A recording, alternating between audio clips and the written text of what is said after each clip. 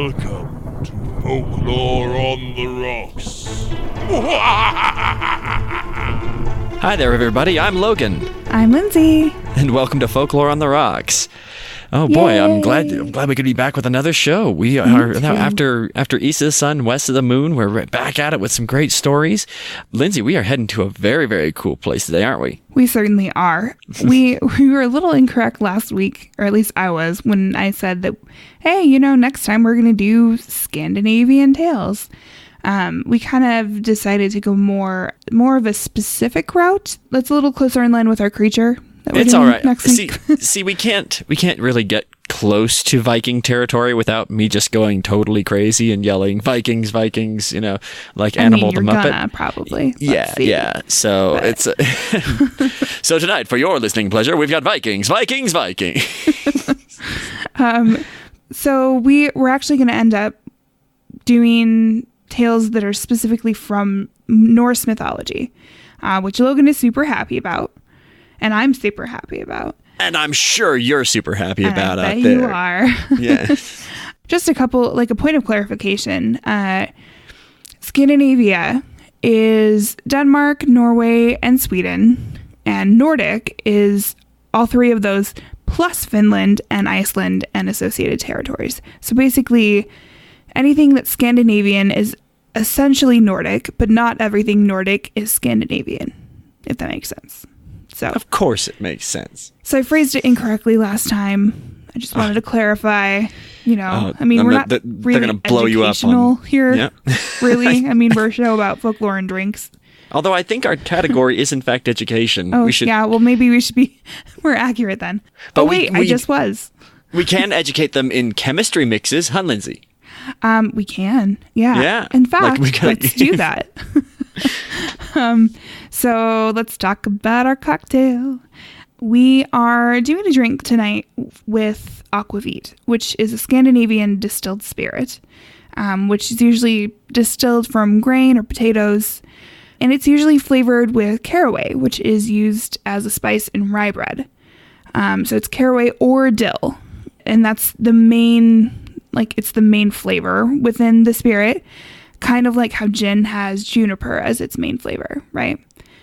And it may also have flavors like fennel, coriander, citrus, cumin, anise, among various other things. Mm-hmm. It has a somewhat savory flavor, and you actually can make it at home by infusing vodka with a mix of something like caraway seeds, fresh dill, star anise, fennel seeds, lemon zest, etc., and just kind of letting it steep for a few days and then filtering it out, which is cool. You can make it at home, which is probably why it's popular in places, and it's gaining a following in the States as far as that's kind of what I've found is that it is becoming kind of a little bit more chic and trendy. If you're looking for something that's like gin, but something different, maybe this is the answer for you. Aquavit. Yeah, for sure. Trying new things is always fun, and all new things that you encounter, you're going to have more fun mixes of stuff that you can make, which is always nice. Our resident cocktail expert, Anubis, found a cocktail for us that uses aquavit, and so we're doing that tonight. It's called Fjellbekk, which is mountain stream in Norwegian, and it's 3/4 ounce vodka, 3/4 ounce of aquavit, 3/4 ounce of lime juice, and then any lemon lime soda to taste. And you just mix them up with ice. Keep adding your lemon lime soda until it tastes like you want it to. You probably try it at different intervals, see what you think. But it's very refreshing. It's citrusy with some really interesting flavors, and it actually doesn't taste super alcoholic, even though it definitely is pretty potent. Yeah.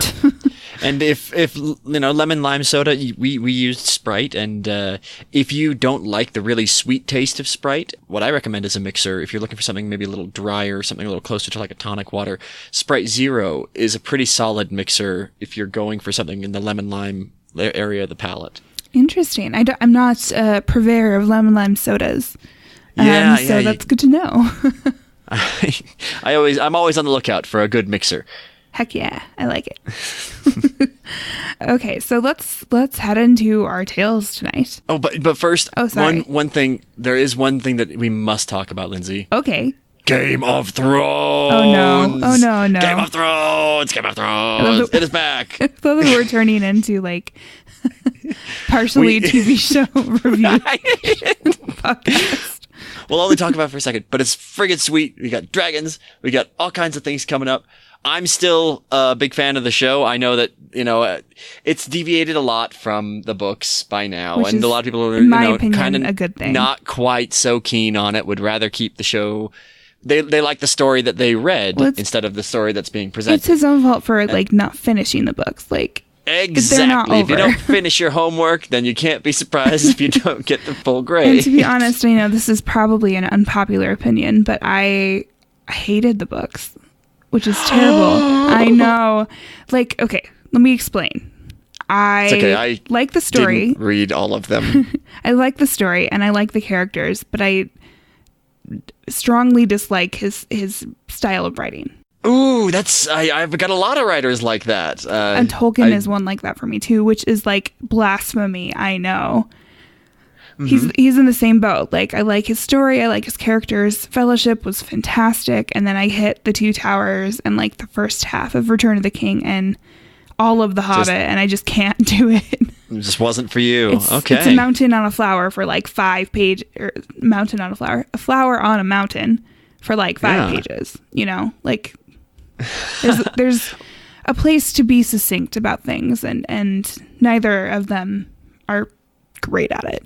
Someone who is good is Brandon Sanderson. He's very good at getting to the point and having the characters and story.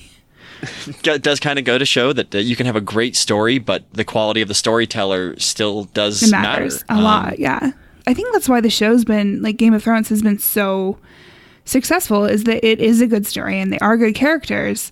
So it does translate to screen really well because, they have a good quality production team and writers, but it's good content too. So anyway, I've enjoyed it. Sounds like you have as well. We don't want to give you any spoilers. I'm enjoying it.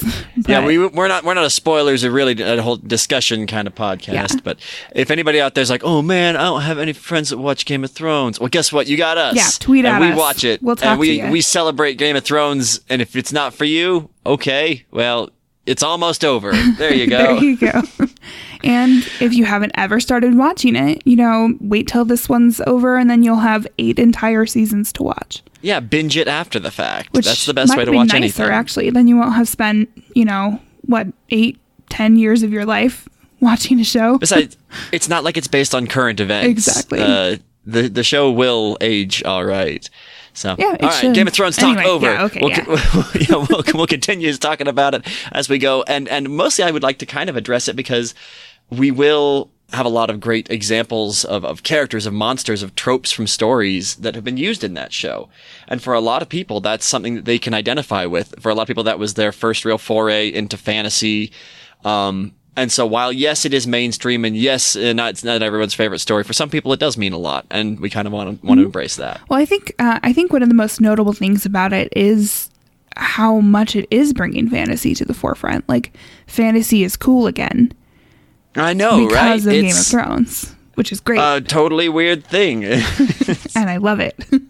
And I hope that the offshoot shows that they're making from it do well, and other fantasy series find bigger footholds. I hope it just keeps continuing because fantasy is cool, man. Yeah, and I like that visual effects have gotten to a place now where they can help to tell a story instead of distract from it. It's not like especially 70s CGI.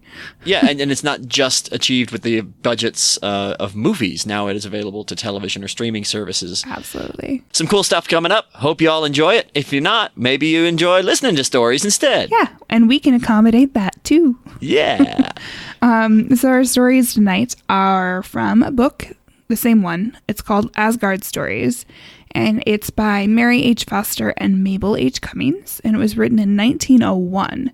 So since they aren't directly from the mouth of a Viking, we can't really guarantee that they are exactly correct. And the book has definitely been written to suit their audience rather than be anthropologically correct. Yeah, I do think that that's something interesting about our selections tonight, is that they were largely collected and recorded at a time when 100% accuracy wasn't really the goal. Yeah, and these were written for children, as far as I can tell. Yeah, this is a whitewashed interpretation a little bit, and we'll kind of jump into it, and I will offer some counterpoints as they come up. Yeah. But yeah, we're going to roll with this one because it's a good place to start. Yeah, so our first one is The Story of the Beginning, which is a great place to start. Indeed. The Story of the Beginning. The people who lived long ago in the far-off lands of the north watched the wonderful things that happened out of doors every day, just as we do. But they did not know about the one loving God, who is the Father of all, who made them and the world, and rules it by his wise laws. So they thought there must be a great many unseen powers, living in the clouds, in the wind, in the storms, and the sunshine, and doing all those wonders that no man could do. And so those northern people, who were our own forefathers, came to believe in many gods, one for the sun, one for the thunder, another for the flowers, and so on. In the long dark winters, when the bright sun had gone away from them, these Northmen had time to think many thoughts about the powers of frost, and wind, and storms, which they called giants. And they used to tell stories and sing songs about the short, bright summer, and thawing out of the streams and lakes, the coming of the birds and flowers. With great joy the people saw the bright sun god, Balder, come back to them in the spring, and after the long darkness, they knew that they owed their lives to his friendly warmth and light. As we read the stories, or myths, told by those people long ago, we can see that they were meant to tell about the world all around us. At first, the stories were told and sung from father to son, that is, from one generation to another. But later, when people learned how to write, these myths were written down and kept with great love and care. This is the story they told of the beginning. At first, before living creatures were in the world, it was all rough and without order. Far to the north, it was very cold, for ice and snow were everywhere. Toward the south, there was fire, and from the meeting of the fire and the cold, a thick vapor was formed, from which sprang a huge giant. On looking about for some food, he saw a cow, who was also searching for something to eat. The ice tasted like salt, and when the cow began to lick it, a head appeared, and at last the whole figure of a god stood before her. From these two, the giant and the god, there came the two great races of giants and gods, who were always enemies to each other. The giants were constantly trying to break into Asgard, the home of the gods, in the sky. The gods, on the other hand, watched and planned to keep out the giants, and to drive them back to their own stronghold, Utgard. Our world, where men and women lived, was between Utgard and Asgard. It was called Midgard, and around this Midgard world, under the ocean, was coiled a monstrous serpent, who grew so long that his tail grew down his throat. He was called the Midgard serpent. A wonderful tree named Yggdrasil connected all the worlds. This great ash tree had its roots in Utgard, and the tops of its branches reached up so high as to overshadow Asgard. Its three main roots were watered by three fountains, and near one of them sat the wise giant Mimir, of whom we shall hear later. The Norns, three sisters who also lived at the roots of Yggdrasil, were careful to see that it was watered every day. A little gray squirrel was always running up and down the tree, jerking his tail and hurrying to tell the news to everyone along the way. He was so anxious to be the first one to carry the news that many times he brought trouble to himself and to others, because he was not always careful to tell a story just as he had heard it. And often, everyone would have been happier if the squirrel had just kept the story quite to himself. The gods and goddesses, all together, were called the Aesir, and the chief and father of them all was Odin. His lofty throne rose high in the midst of Asgard, the sacred city, which the gods had built for their beautiful home.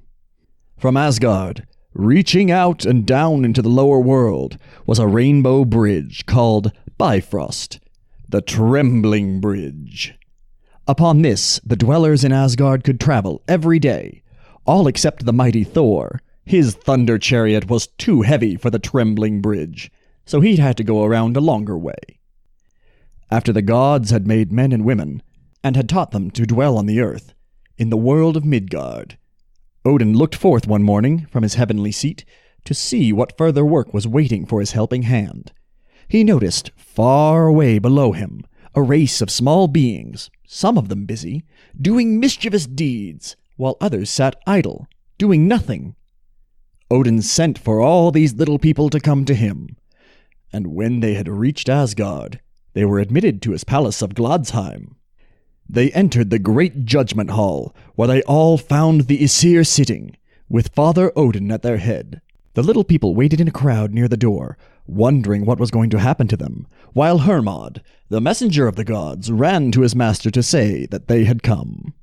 Then the Allfather spoke to the dwarves about their evil deeds among men, and he told the naughtiest ones that they must go and live underground, and look after the great furnace fire in the middle of the earth, to always keep it burning. Some must get coal to feed the fire, and others were to have charge of the gold and silver and precious stones under the rocks. Not one of these busy dwarves must ever appear during the day. Only by night might they venture to leave their tasks. "And now," said Odin, turning to the little ones, "what have you been doing?" "We were doing nothing at all, so we could not have harmed anyone, and we pray you to spare us," cried they. "Do you not know that those who sit idle when they should be doing good deserve punishment too?" said Odin. "I shall put you in charge of all the trees and flowers, and shall send one of the Aesir to teach you, so that you may be doing some good in the world." Then the little elves went to work among the flowers, and Frey, the bright god of summer and sunshine, was a kind master to them. He taught them how to open the folded buds in the sunshine, to fill the honey cups, and to lead the bees along the flower passages to find their food, to hatch the birds' eggs, and teach the little ones their songs, and then each night to fetch the water for dewdrops, to be hung on every leaf and blade of grass. When their work was finished, and the moon had risen, these busy elves and fairies enjoyed many a happy evening, dancing and frisking on the green by moonlight. And so our world of Midgard was filled with busy work and play. Even now, in our time, the people in the lands of the north and in Germany have many old sayings and stories that have come down to them from the days long ago. There is a beautiful white flower in the north, which is called Balder's Brow, because it is so pure and bright, like the face of the dear sun god, Balder. And in some places, when the farmers gather in their harvest of grain, they leave a little bunch of it standing in the field for Father Odin's horse. We have some English names to remind us of these old tales of our forefathers, for we have Tuesday named for Tyr or Tiu, the brave god who gave his right hand to save his friends. Wednesday, or Woden's Day, named for Odin. Thursday for Thor, the thunder god. And Friday for either the goddess Frigga or Freya, or for Frey, the god of summer who ruled the fairies. So, I super love that a cow was around before everything else was. I do like the cow. Before the first giant revealed the things first have just god. been licked into shape by a cow. Like, the cow is the ultimate here, apparently. Yep. What came first, the chicken or the egg? It was Neither. the cow. There were a lot of things in here that I was like, I feel the need to correct these or clarify these. Like, Utgard is another name for Jotunheim, which is the world of the giants. Mm-hmm. So, if you weren't familiar with the term Utgard, that's probably why. There are 9 worlds in Norse mythology rather than just the 3 that were mentioned in this tale. Yeah, this was a little simplified. Yeah, kind of a bare bones Norse Myths 101. A little. Mm-hmm. I can actually name all the worlds if you want. Can you? I can. I wrote them down. Oh, okay. Okay, well then here, how about Yeah, you do it. Yeah. Should I try to guess them? Okay. So we got Midgard right in the middle. Yes. Then we talked about Jotunheim of the giants. Mm-hmm. Then there's Niflheim with all the frost and the memories, and then there's Muspelheim with the fire. Yep. And that's 4 of 9. Oh You're boy. getting there.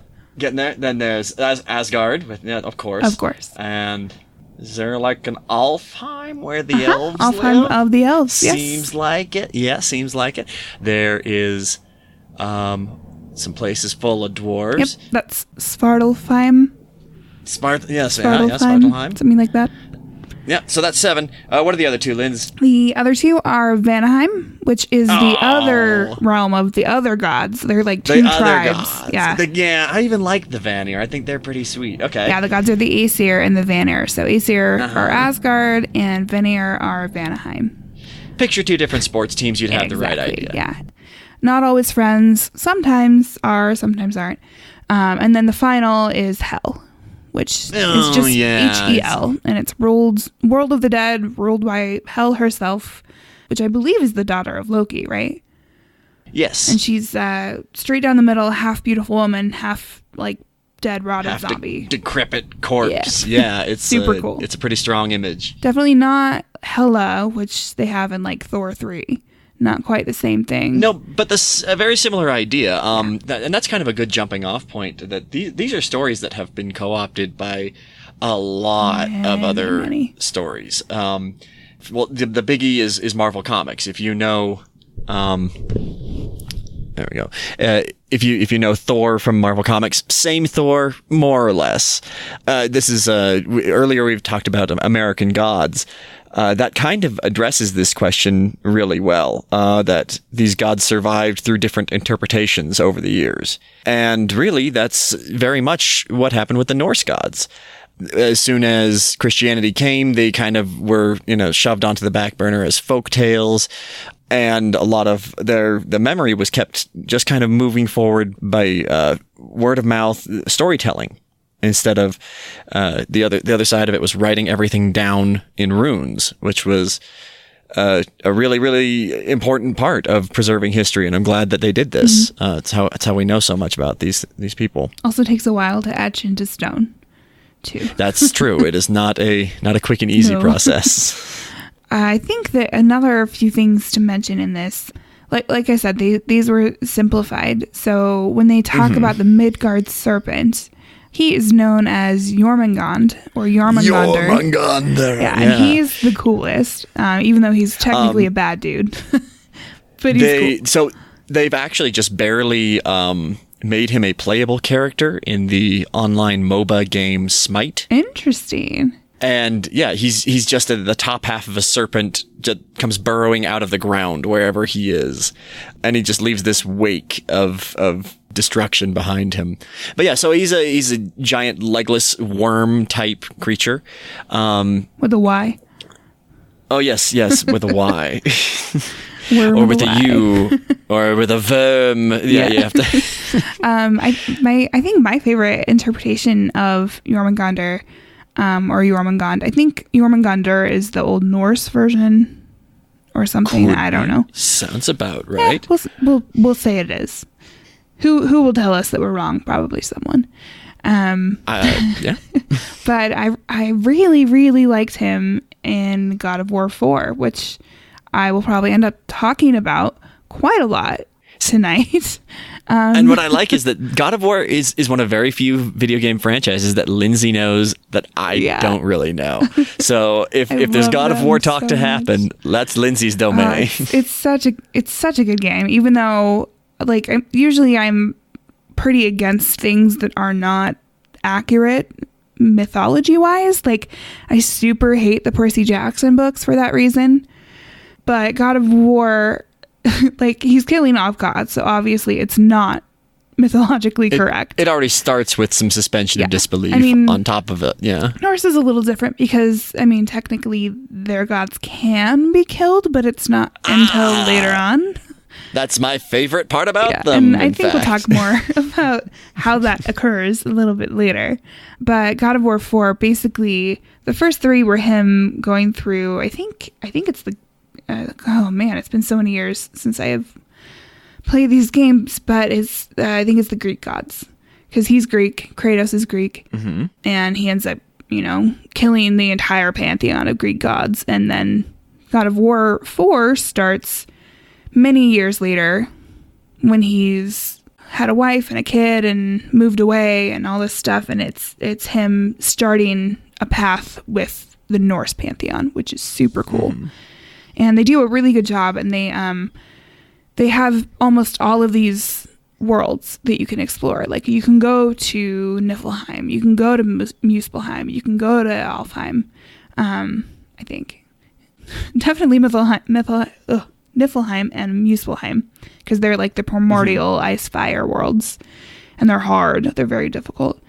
But he does, back to my point, he does end up meeting Jormungandr at some point in the game, and the serpent is very chill, surprisingly. But it also makes sense because he's supposed to be like slumbering, and Ragnarok has not come yet, you know? Like he's not supposed to wake up till the end of the world, essentially. So he's wrapped around our world, which is Midgard. Yeah, I like Jormungandr because he really is. He's in my mind. He's a Norse dragon. Yeah. While he doesn't have big wing-a-ling dragon, you know, and he doesn't shoot fire or anything like that, and I still, by sheer scale and force, I still feel he qualifies as a dragon. Oh, totally. Yeah. Totally. And they've got all the dragons at the bottom of the world tree as well. Like Nidhogg. Nidhogg chewing on the branch, on the roots as it goes. Yeah. Poor Yggdrasil. For me, my very first introduction to the Midgard serpent is the interpretation in the very loose interpretation in Final Fantasy VII, which I'm not familiar with. That one is very, I mean, I wouldn't say it's based on the stories. They just borrow a lot of names and themes. But at one point, when you escape Midgar, the giant mega city that you start the game in, you encounter the Midgar serpent, this snake that goes in this kind of repeating pattern around this wasteland. And you have to cut through or battle this serpent that, what's interesting about it is at the point in the game where you encounter him, you have no chance of defeating him. You have to escape. He's the boss of that like arc of the storyline, the one you can't. Yes, and it sets this really great tone of this. There are things in this world bigger than you, Cloud Strife. Yeah, and that was a fun thing for me. That's good. It's good for every hero to encounter that. Yeah. So yeah, I hope everyone's got kind of a nice little primer on Norse mythology, on the world that we are playing around in today. Yeah. I had a couple other things with this one, just to the technical person in me is like, let me explain this further since this is for children and is not super descriptive. The squirrel that they talk about that runs up and down the tree. Ratatosk. Yes, Ratatosk. Yes. He's cool. And that's basically all I was going to say was just his name, because they don't ever mention his name in it. But he's neat. I like him a lot. They don't ever name the eagle, which is a little sad. Not sure I know the name of that eagle. Yeah, there isn't one. I tried to find it. There's not one. All right, listeners at home, name that eagle. Yeah, there we go. The Norns they're kind of like the Greek fates. Oh, they're totally the fates. They're just really one-for-one equivalent. They water the tree, but yeah, good enough. And I liked the kind of the additional explanation at the end of this about the days of the week, like how they were named. Yeah, that was a bit of a jump, but I liked that they got there. With it being they did say an educational story, like it makes sense that they could just. Oh yeah, that's a little fact nugget I've tossed at a lot of people. Thor's Thursday. You know, did you know that? You want to know why Wednesday has a Ness in the middle of it? I'll tell you. Yeah. Exactly. One thing I did want to mention with the story, just like the last thing for me, is that it seemed like the story was saying, and this may be more well known than I know, but that the bad people from Midgard were made into dwarves and the idle ones were made into elves. Yeah. So I mean that has bearing on the tales that we're going to tell a little later in this episode. So that's something to remember as we're going in, because it is alluded to a couple times. A good thing to point out, to be thinking about. I don't know how that works mechanically. That seems a little racist, but whatever. It's magic. It is a fantasy world, so I mean, who am I to judge, right? Yeah. So, all in all, like I said, Norse Myths 101 for kids.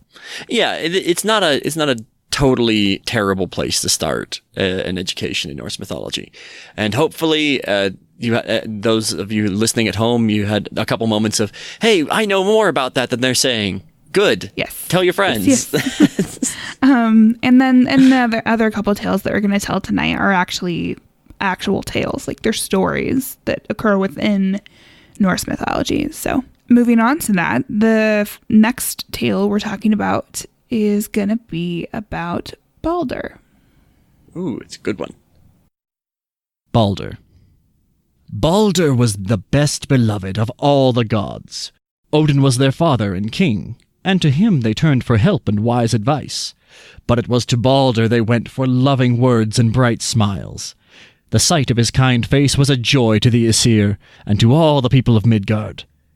They sometimes called him the God of Light. A good name for him, because he truly gave the world light and strength. Balder was the son of Odin and Frigga. He was the most gentle and lovely of the gods. His beautiful palace in Asgard was bright and spotless. No evil creature could enter there. No one who had wrong thoughts could stay in that palace of love and truth. At last, after the bright summer was over, for many days Balder had looked sad and troubled. Some of the Aesir saw it, but most of all his loving, watchful mother, Frigga. Balder could not bear to worry his mother, so he kept his sorrow to himself, saying nothing about it. But at last Frigga drew his secret from him. And then his friends knew that Balder had had dreams which told of coming trouble. Dreams of his leaving all his friends and going away from Asgard to dwell in another land. Odin and Frigga, fearing the dreams might come true and they might lose their beloved son, began to think of what they could do to prevent it. Then the loving mother said, "I will make all in the world promise not to hurt our son." And so Queen Frigga sent out for everything in the whole world, and everything came trooping to Asgard, to her palace. All living creatures came from the land, from the water, and from the air. All plants and trees came, all rocks and stones, and even the metals under the earth, where the busy dwarves worked. Fire came, and water, as well as all poisons and sickness. Everything promised not to harm the good Balder, except the one little plant called mistletoe, which was so small that Frigga did not send for it, feeling sure it could not do any harm. "Now I am happy once more," said the queen, "for our Balder is safe." And she sat at peace in her beautiful palace, rejoicing that her dear son was free from all danger. But Odin, the wise All-Father, still felt uneasy, even after all these promises, fearing what might happen. So he took his 8-footed steed, Sleipnir, and rode forth from Asgard to the underworld to find Hela, the wise woman who ruled over that far-off land. She could tell everything that was going to happen, and she knew the names of those who were coming to dwell with her. Odin was the only one wise enough to speak with Hela, for no one else knew the words that could call her forth from her dwelling. But when Odin called, she came to answer. "Tell me," he said, "for whom are you making ready this costly room?" "We make ready for Balder, the god of light," replied Hela. "Who then will slay Balder and bring such darkness and sorrow to Asgard?" Again said the wise woman, "It is Hoder, Balder's twin brother, who shall slay the sun god." And with these words she vanished. Sadly, Father Odin returned to Asgard and told his wife the words of Hela. But Frigga was not troubled in her heart, for she felt sure that nothing would hurt her dear son. One beautiful sunny day at the end of summer, The gods had all gone out to an open field beyond Asgard to have some sports. As they all knew nothing could hurt Balder, they placed him at the end of the field for a target, and then they took turns throwing their darts at him just for the fun of seeing them fall off without hurting him. They thought this was showing great honor to Balder, and he was pleased to join them in the sport. Loki happened to be away when they began to play, and when he came, was angry in his heart that nothing could hurt Balder. "Why should he be so favored? I hate him," said Loki to himself, and began to at once plan some evil. All this while Queen Frigga sat in her palace, thinking of all her dear sons, and of how much good they did to men. As she sat thus, thinking and spinning with her hands, there came a knock at the door.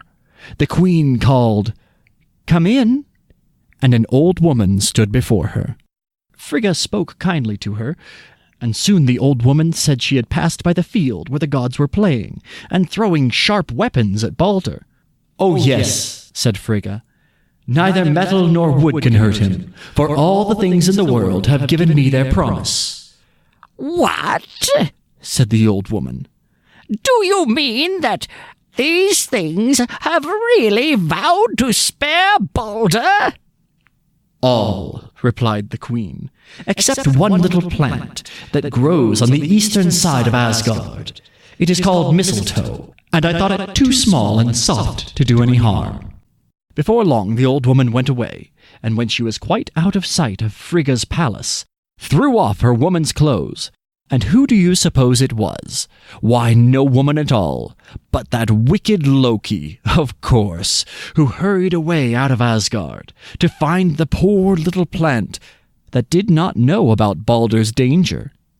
When he came to the place where the plant grew, Loki, cutting off a branch, quickly made a sharp arrow, which he carried back to the playground, where the Aesir were still at their game, all but one, Hoder, the god of darkness, Balder's blind twin brother. Then Loki went up to Hoder, and said to him in a low voice, "Why do you not join with the others in doing honor to Balder?" I cannot take aim, you know, and besides, I have no weapon," said Hoder. "Come then, here is a fine new dart for you, and I will guide your hand," whispered wicked Loki. Then he slipped the arrow of mistletoe wood into Hoder's hand, and aimed it himself at Balder, who stood there so bright and smiling. Then poor blind Hoder heard a dreadful cry from all the gods.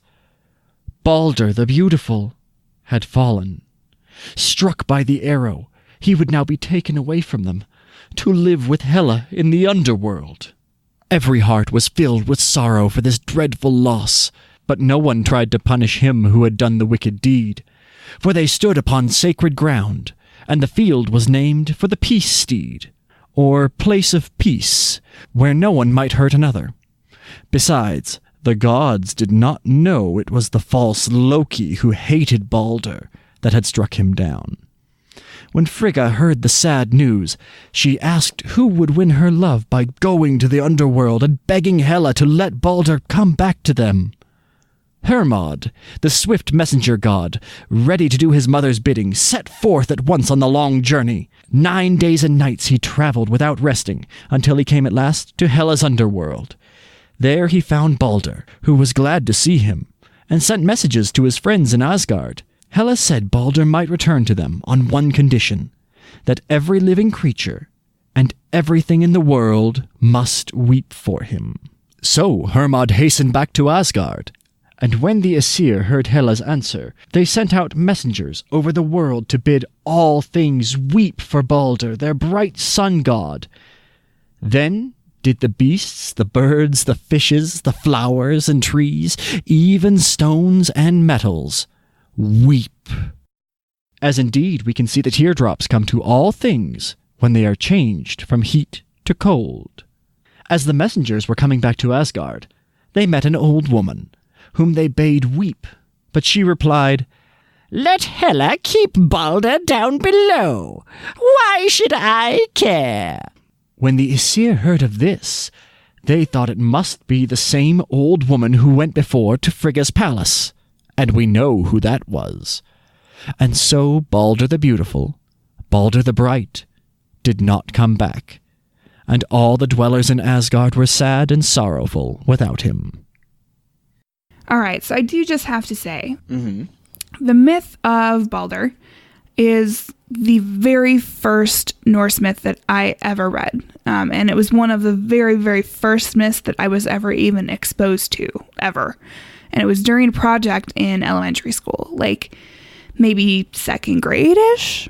So it was this book that our teacher gave us for this little section of our curriculum that was about mythology. And it was these coloring pages that had these stories that were easy-ish for kids to read. And then she took them and laminated all of the pages we colored and bound them. And so I had this one first book that I got from school that was a book of mythology that I had a part in, and it had myths from all over the world, Chinese creation myth. It had Balder, a bunch of other stuff. So this story gives me super warm fuzzies, even though it's really not a super happy tale at all. It is kind of a bummer. Yeah. See, I think it's funny that this was one of your introductory ones. I think this is, for most people, this is a story that if you pick up a book of Norse mythology, this is a story that's usually toward the beginning. This is one that is kind of an important one in their overall belief system, and it has a lot of impact on some of the other stories in their world. For me personally, though, growing up, as a child, you crack open a book of Norse myths, especially one with pictures. You go for the ones with the cool pictures, the ones with the neat goats that you can eat and they come back to life from the bones and the cool dragons. You don't go for the blind guy with the bow and arrow. Chariot of cats. The Chariot of Cats and all the cool heavy metal stuff. But yeah, no, I mean, without Balder being kind of a pivotal myth within the pantheon or within Norse mythology, it may not be the one that you scroll to. That's for sure. Yeah, this wasn't the one that jumped out at me as a kid, and actually, it was not the first myth that I ever read. I had read some of the others several times over before I finally got around to reading Balder. What was the first one that you remember reading? Oh, the first one that I remember is actually our next story, so perfect. I won't tell you too much about that one. We can talk about it then. Yeah, but on the note of Balder, it is in many ways it's very similar to the Christian story of the death and resurrection of Christ. Except for the non-resurrection part. Yeah, non-resurrection, but he does have some springtime elements to him. Yeah, being that pure being and being essentially sacrificed, I guess. Mm-hmm. Yeah. By bad people. Yeah, it definitely has very, very clear echoes. Only through sacrifice can anybody be saved and that kind of thing. But it also does come back to what you mentioned at the beginning of our show. These gods are special because they are mortal. That's something that is really special about the Norse gods and something that I think is really cool. Not only are they able to be killed, but they also have weaknesses, lasting injuries, debilitating character flaws. These are very real characters. For such an idealized idea of creating a god that is a personification of nature or the universe in some way. For sure, and I think it's a way for the Norse peoples to be closer to their gods too. If your god can also die and has to go through trials and tribulations just like you do, that's one step closer to seeing yourself within them, and that in turn makes you a stronger person, able to overcome more things, etc. It's a different dynamic than most other god, especially ones that are monotheistic. These ones you can relate to whatever god you relate to because it's polytheistic, and it's not ever a mutually exclusive thing. They all exist, period. And they feel more like real people than a lot of other religions have, which is pretty cool. With the story, though, I've I've always questioned Frigga's decision to not talk to the mistletoe. Like, she had to know that it's not an innocuous plant. If it's literally the only thing that she didn't talk to, like, what of the plants that are actually innocuous? Because they make a very clear point of, like, she talked to every single thing except for the mistletoe. Like, I know it's everything but the mistletoe. I know it's a story mechanism, but, like, still, come on. Still, that's an odd choice to neglect the mistletoe. A poisonous plant too. Come on. Seems a little silly, but you know, something had to happen, I guess. But meh, whatever. Excellent. Part 1 of my overly circuitous plan is 1/4 complete. Yeah, I love how confident she was the entire tale. Like, oh, it's fine. I talked to everything, pretty much. And Owen was pretty like, much. But I mean, I guess he knows all. Yeah. But whatever. Yep. Gave up an eye for that. He did. He's got his ravens everywhere. So one thing I did want to mention is, for those of you who have played God of War 4 and are confused about this might be a little bit of spoilers, but sorry. You just heard the tale anyway, so you'll live. Whoever's confused about who Baldur's mom actually is, in some texts, Frigga and Freya are different goddesses, mostly later texts from what I've read, and in some they are actually the same, like earlier versions of texts. So either way, they're extremely similar. Within God of War 4, Freya is Baldur's mom. So that's where the confusion here. Like, Frigga in this tale, Freya in the game, but they're both technically right. But eventually we're split into two distinct goddesses. So I feel like that's worth mentioning in case there's some sort of confusion there. Baldur, man, he always reminds me of that really sweet, weak kid who all the other kids pick on in jest, but like they actually like him. And then he always ends up getting like seriously hurt. And they're like, oh, we didn't mean to. I'm so sorry. You know? Yeah, that is kind of carried over into this story. He's so happy to be part of their like sport that he's like, oh, okay, you can throw axes and shoot arrows at me. That's fine. Yeah, sure. This is fun, right? I'm just so happy to be invited. Like, it's so sad. I feel so bad for Baldur. But he also was a very sheltered child with the kind of mother that's like, I'll speak to everything and have them say that they'll never hurt you. Yeah, I get the feeling his childhood was pretty special. I think so too, yeah. Loki, dude. So sneaky.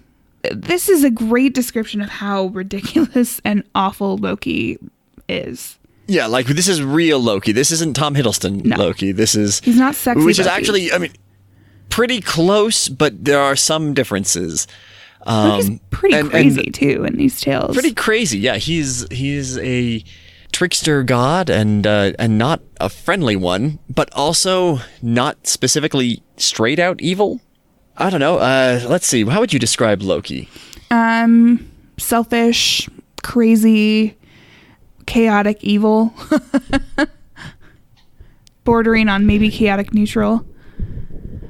Yeah, I think he definitely has that chaos to him, that self-destructive allegiance toward, whatever may happen. Yeah, kind of whiny. Oh, definitely whiny. Yeah. I mean, like, even from just this tale, you had him talking about, like, oh, well, why does he get all the attention? Even though, like, they're throwing axes and shooting arrows at him. You really want to be part of that? And just out of spite, he's like, oh, well, I'll figure out a way to kill him. Which is silly. I don't know. But, like, another question is just, how come nobody talked to Hodor and asked him what happened? Like, no one ever figured out that it was Loki in this story at all. Yep.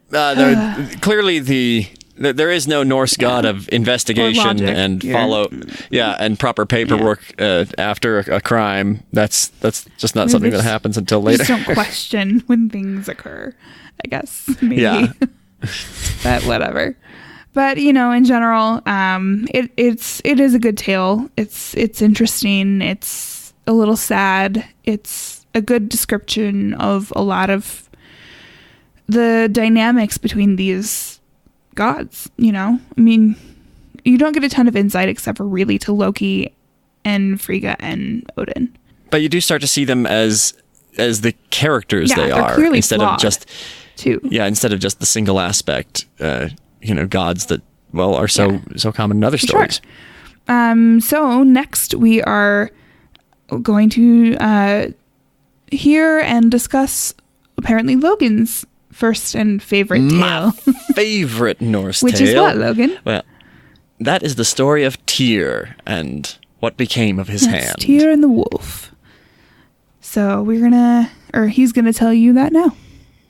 All right, here goes. Tyr and the Wolf. Odin, the Allfather, sat one day at his high air throne, and looking around him, far and wide, saw 3 fierce monsters. They were the children of the mischievous fire god Loki, and Odin began to feel anxious, for they had grown so fast and were getting so strong that he feared they might do harm to the sacred city of Asgard. The wise father knew Loki had given strength to these dreadful creatures, and he saw that all this danger had come upon the Aesir from Loki's wickedness. One of these monsters was a huge serpent that Odin sent down into the ocean, where he grew so fast that his body was coiled around the entire world, and his tail grew into his own mouth. He was called the Midgard Serpent. The second monster was sent to Niflheim, the home of darkness, and shut up there. The third, a fierce wolf named Fenrir, was brought to Asgard, where Odin hoped he might be tamed by living among the Aesir, and seeing the good deeds and hearing their kind words. But he grew more and more fierce, until only one of the gods dared to feed him. This was the brave god Tyr. He was a war god, like Thor, and is sometimes called the sword god. Tyr was loved by all because he was so true and faithful.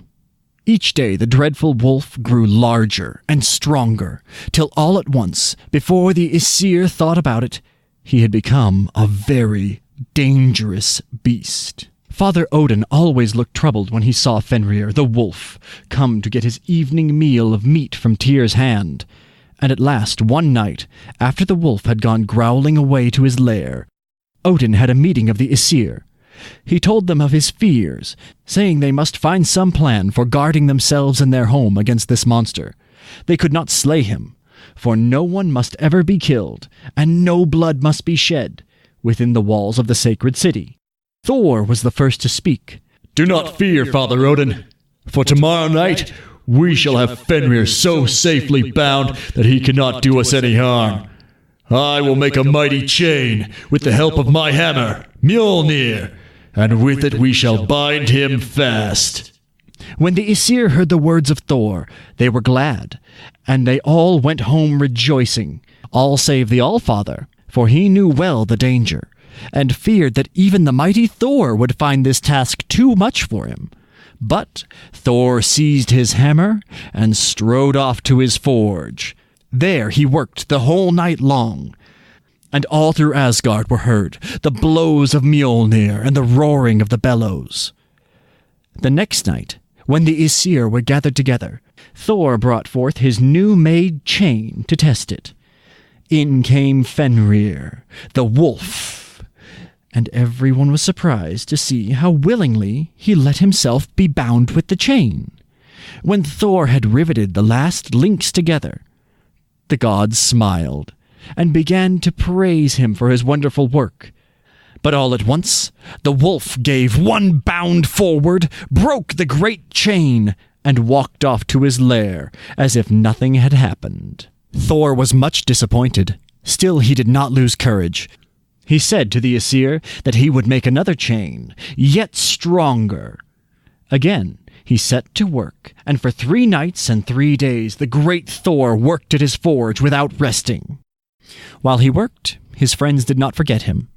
They came and looked in while he was busy, and as they watched the mighty hammer falling with quick blows upon the metal, they talked to Thor or sang noble songs to cheer him, and sometimes they brought him food and drink.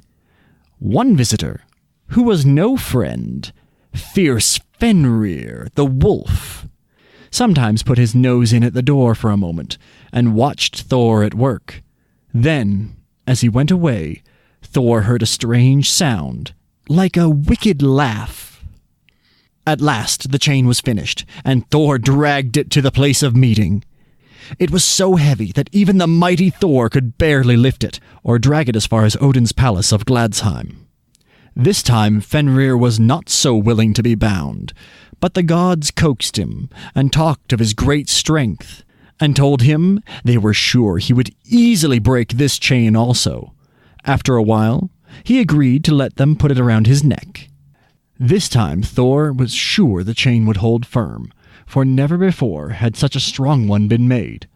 But soon, with a great shake and a fierce bound, the wolf broke away, and went off to his lair, snarling and showing his wicked teeth, while the broken chain lay on the ground. Sadly, the Aesir came together that night in Odin's palace, and this time Thor was not the first to speak. He sat apart and was silent. First spoke Frey, the god of summer and king of fairies. "Hearken to me, O lords of Asgard," he said.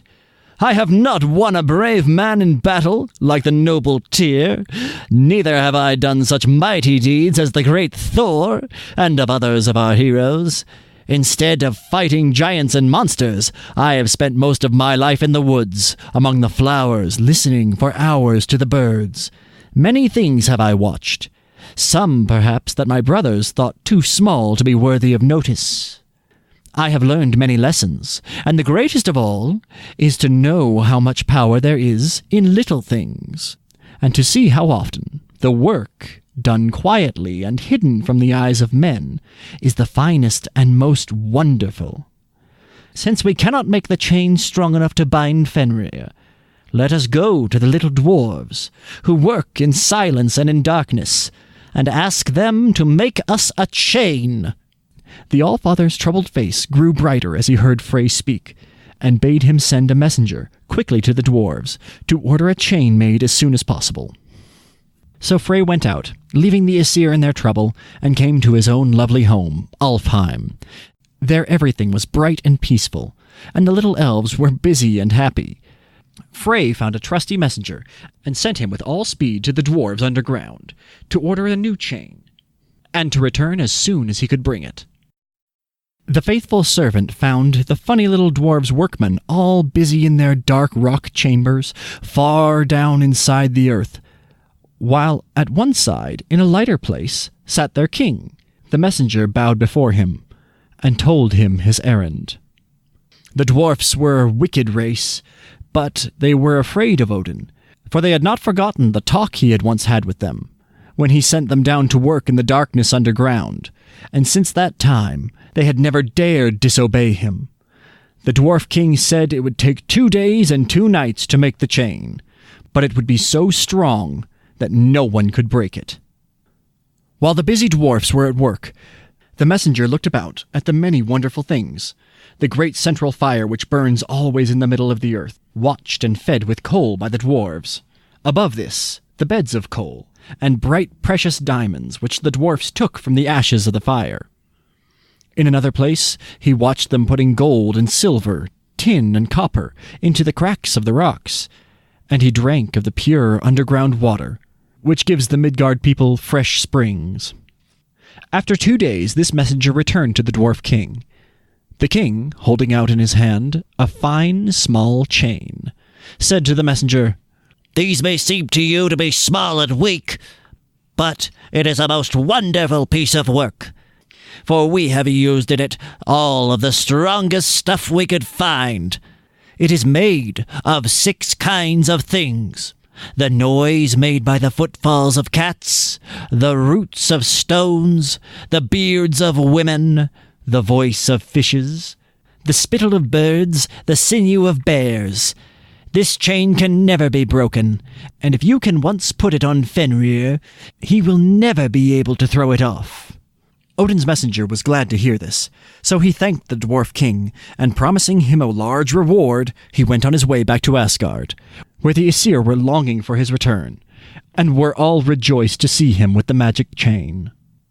Now Father Odin feared that Fenrir would not let them bind him a third time, so he proposed they should all take a holiday and go out to a beautiful lake to the north of Asgard, where they would have games and trials of strength.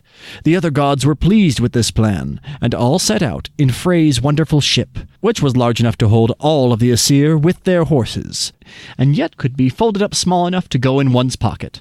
They landed on a lovely island in the lake, and after the races and games were over, Frey brought out the little chain, and asked them all to try and break it. Thor and Tyr tried in vain, and then Thor said, "I do not believe that anyone but Fenrir can break it." Now the wolf did not want to be bound again, but he was very proud of his strength, and for fear of being called a coward, said at last he would let them do it, if he might hold the right hand of one of the Aesir in his mouth while they bound him, as a sign that the gods did not mean to play any tricks. When the gods heard this, they looked at each other, and all but one of them drew back. Only the brave, good Tyr stepped forward, quietly put his hand into Fenrir's mouth. The other gods then put the chain around the beast, and fastened it to a great rock.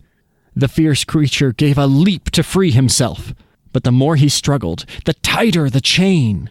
The Aesir gathered about him in joy to see this, but their hearts were filled with sorrow when they saw that the noble Tyr had lost his right hand. The dreadful wolf had shut his teeth together in his rage when he found he could not get free. Thus the brave Tyr dared to risk danger for the sake of saving others, and gave up even his right hand to gain peace and happiness for Asgard.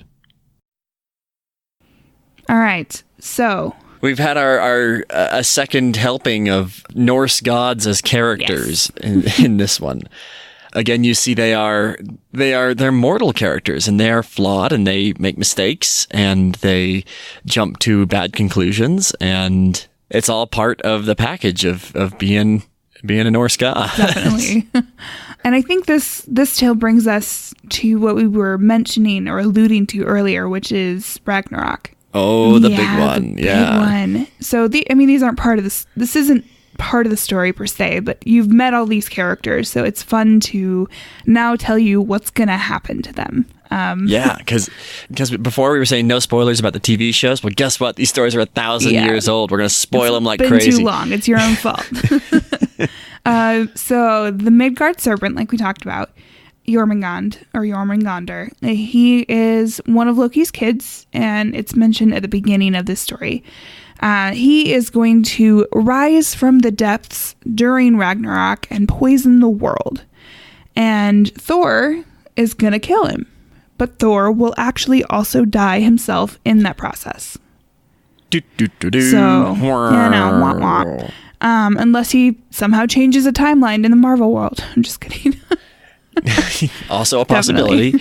Fenrir, the wolf, is slated to kill Odin during Ragnarok.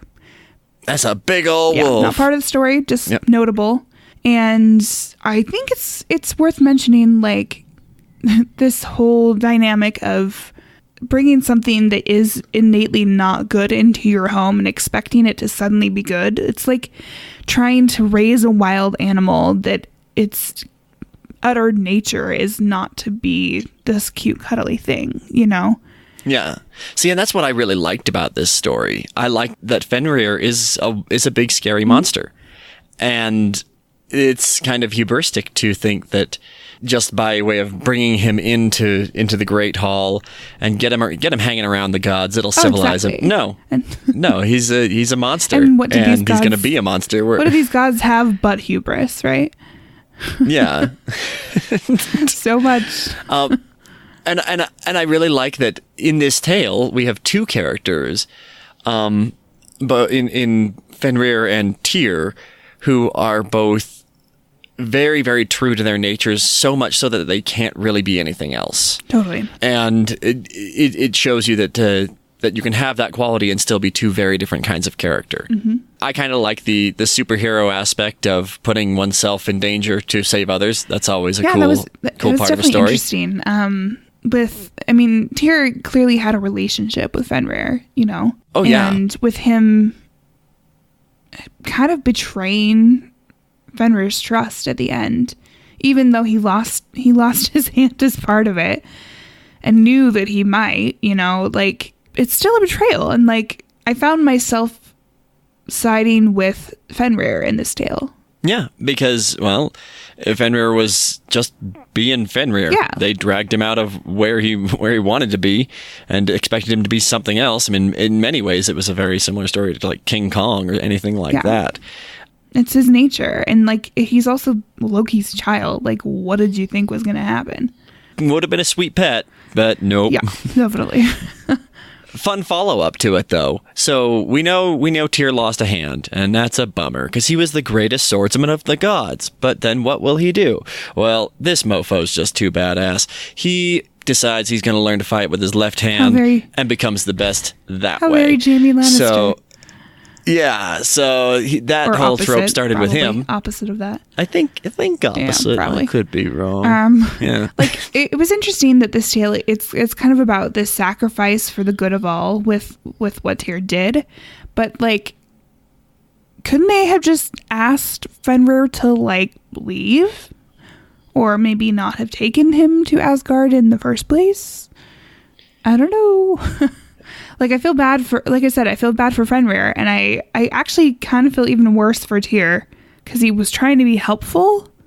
It wasn't his decision to bring Fenrir to Asgard. Yeah, if he was the one saying, I shall tame this mighty, that'd be a whole this mighty other wolf. Dynamic. But no, he was just the one that was volunteering to... Yeah. It's kind of weird. I don't know. And he's the god of war, technically, of the Norse pantheon, but I know you have some feelings about gods of war and Norse mythology. Well, yeah, because yes, okay, so Tyr is the god of war, sure, and specifically just combat, honorable war, and being good at war. Then you look at some of the other gods, like you've got good old Thor. We all know Thor, god of thunder and storms and also war. And then we got Odin, god of knowledge, poetry, and also war. And then you've got Freya, goddess of the hunt and the harvest, and also war. Exactly. Everything is war. So there is a war aspect to a lot of these things. And it does make sense with Valhalla, right? You have to... Yeah, war and violence was just part of life, specifically to the Vikings. But in Norse culture, that's just the way it was. If you weren't strong, chances are somebody stronger was going to come along. And to get to their afterlife, the epitome of what they're all striving for, which is Valhalla, you have to die an honorable death in battle, essentially, to move on. As far as I'm remembering, I could be you are exactly right. But that's it was such a huge dynamic.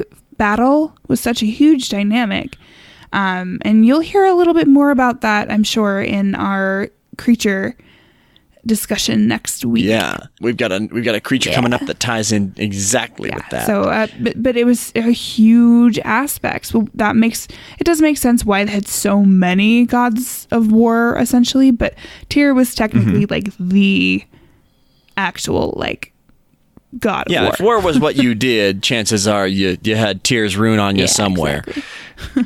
I do want to say, Frey's foldable ship sounds hella cool. Oh, I like that so ship. Cool. Yeah, oh man, I believe that is a D&D item. Sure, at least it wasn't 3.5. Sure I don't know if it still exists in 5th edition. If not, it's a homebrew somewhere that we can find. Yeah, but yeah, it's pretty dang cool.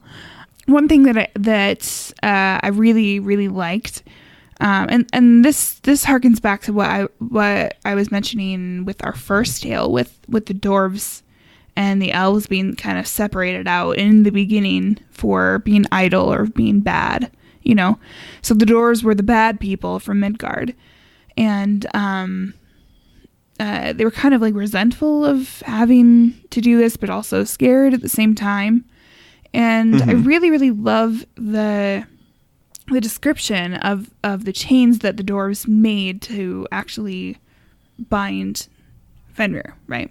The noise made by the footfall of cats, the roots of stones, the beards of women, the voice of fishes, the spittle of birds, and the sinews of bears. Like, that's what made these chains. It's so cool. I love that poetic aspect to it, you know? Yeah, there's definitely an imagery to it, and just the idea of the strength of the things that can't be felt or perceived and often aren't considered strong. And this chain being tiny too, and being the strongest thing. It's got more symbology to it, but it's interesting and a very cool description. I really liked it. Yeah, and really a lot of these stories have a lot of that poetry to them, and really. A lot of them talk about how Odin is the All-Father and the head of their gods, and what I mentioned before, he's not a god of of thunder or war primarily. He's a god of poetry and storytelling and of travel and knowledge and memory. His domain is largely knowledge based, and that's again just something you wouldn't quite expect out of such a warlike people.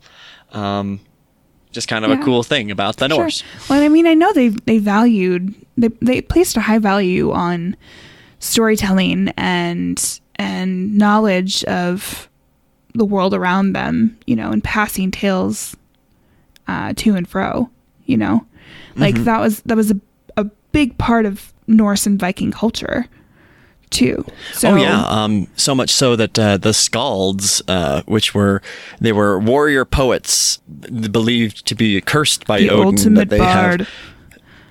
Yes, they're super bards. And their deal is that they remember the details of every battle, even the ones they lose. So many times they were not killed in fights. Instead, they were captured so that they could come back to the castle of whoever won the battle, so that they could continue the story. Yeah. I mean, they were in high demand. They were a valued commodity, and it was a big deal to be a skald. Oh my gosh, skald. It was a big deal. It was a very high and coveted position, and like the best of the best were the ones that ended up being in this role. You know, like it's pretty cool. Well, maybe someday I can aspire to be one. You're just getting like there. them. You're down that path. Thanks. So that's what we have for you guys for Norse mythology. I'm sure we'll circle back around and do some more tales for you at a future date. Maybe not in the near future, but definitely in the future. Yeah, but I think this was a nice little introduction, kind of just dipping your toes in this part of the world. Clearing your mind of those Marvel cobwebs. Yeah. Now, Norse mythology, the reason that we kind of took some time to focus on this one little pantheon is that it is very, very popular to be source material for so many other things. And this is a set of stories and characters that we're going to draw back to again and again in the future, because so many things are either similar or were, in many ways influenced by these stories. Yeah, for sure. I mean, all throughout history, and they're so present in popular culture. They're present in ways we don't even think about, like you may have not even known about the days of the week. Vice versa, you definitely know about Thor and Loki and Asgard and all those wonderful things, by the Bifrost and Heimdall and Mjolnir, all those things. All the cool things, But you know about those. And it's fun to kind of explore the other aspects that you may not know much of, So, but anyway, that's what we've got for you guys for tonight.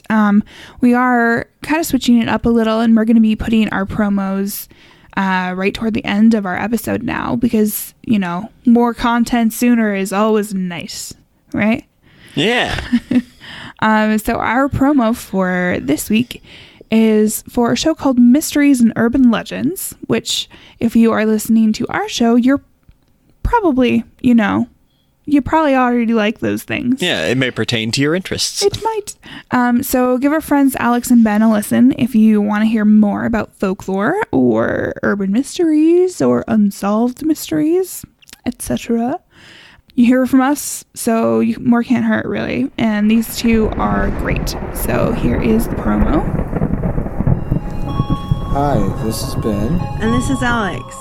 Do you like unsolved mysteries? How about urban legends and folklore? If you do, you should tune into our podcast, Mysteries and Urban Legends, every Tuesday, Thursday, and Sunday, as we explore unsolved mysteries and the origins and meanings of urban legends. Look for us on iTunes, Stitcher, and all other major podcatchers. You can also find us on all social media at Mall Podcast. So come on and give us a listen and enjoy. All right, so give them a listen. And as always, you can find us on Instagram and Facebook at Folklore on the Rocks. You can find us on Twitter at Folklore Rocks. We've got pictures, notes, sources on our website at folkloreontherocks.com. We have a Patreon that we're working on getting more content on there, but it does, if you do donate, it does come with some cool perks. You get some stickers and decals and maybe some other cool things the more you end up donating.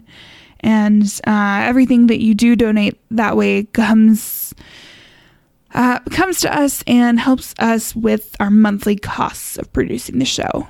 We have a goal on there for what we're hoping to get to for each month, an amount for each month. So have a look at that. We're going to be putting more content on there, maybe some mini-sodes, maybe just random stuff of me talking or of Logan talking, or I know we want to have at some point Logan's Corner where he just tells you about some random stuff, because he's great at that. and that random stuff changes weekly, so once we get around to recording it, who knows what it'll be. Super interesting and so much fun.